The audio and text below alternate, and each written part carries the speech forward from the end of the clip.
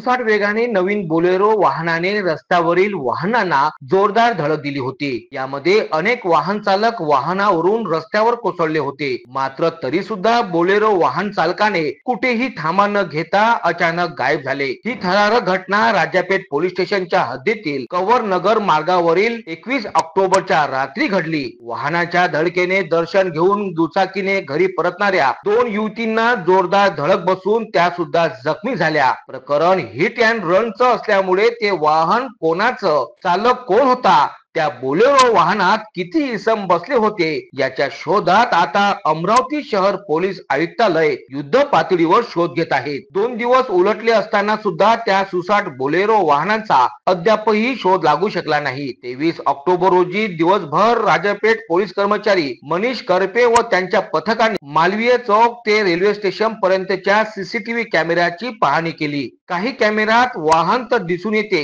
मात्र बोलेरो वाहन नवीन असल्यामुळे वाहनांचा नंबर नसल्याने पोलिसांना वाहनांचा शोध घेण्यास मोठी अडचण निर्माण होत आहे। पोलीस उपायुक्त गणेश शिंदे यांच्या मार्गदर्शनात आता 8 पोलीस स्टेशनचे पोलीस कर्मचारी आपापल्या हद्दीतील सीसीटीव्ही फुटेज तपासत आहेत। तर या शोध कामात सायबर पोलीस सुद्धा युद्ध पातळीवर त्या वाहनांच्या शोधात लागले आहेत।